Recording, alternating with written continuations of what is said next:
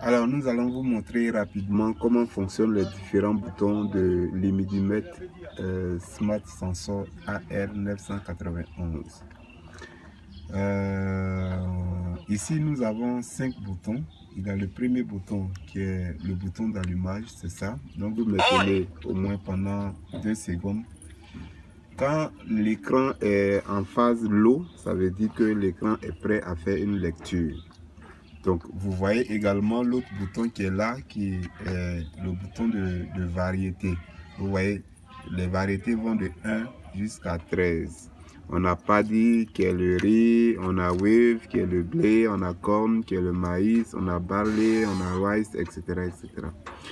Par exemple, si vous voulez aller, par exemple, vous voulez évaluer le maïs, donc vous allez ici, le maïs c'est le 2.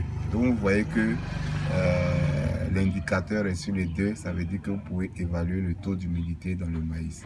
Donc les deux boutons qui sont essentiels, c'est ça. Il y a le bouton variété et il y a le bouton d'allumage. En dehors de ces deux boutons, il y a 3 autres boutons. Il y a ce bouton là qui est la voix, qui vous permet de supprimer la voix ou bien de mettre la voix en exécution.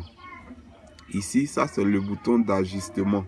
Il y a certaines personnes qui sont beaucoup exigeants. Ils souhaiteraient que l'appareil puisse majorer le chiffre qu'ils évaluent dans leur matière première là de par exemple 0,5. Ici c'est à 0. Si vous mettez à 0,5, ça veut dire que toutes les mesures que vous allez faire, l'appareil va majorer ça de 0,5. Voilà. Ici c'est la limite.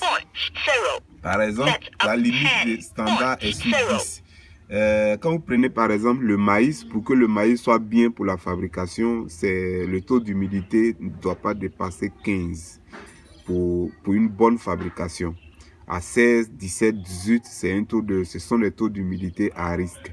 Donc si vous voulez par exemple fixer la limite par exemple à 15, vous allez partir, vous allez appuyer progressivement de telle sorte que l'appareil puisse envoyer sur le 15.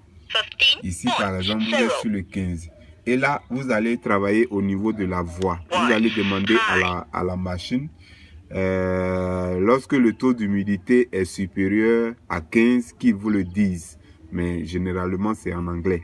Voilà, donc normalement en anglais quand c'est ici 2,2, il va vous donner la limite. Quand c'est ici 2,1, 2,3 là il n'y a pas de voix. 2,4 c'est le bip.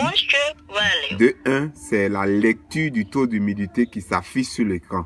Mais quand vous allez sur D2, en dehors de la lecture, il va vous dire si le taux d'humidité est plus élevé par rapport à la limite que vous avez fixée ici.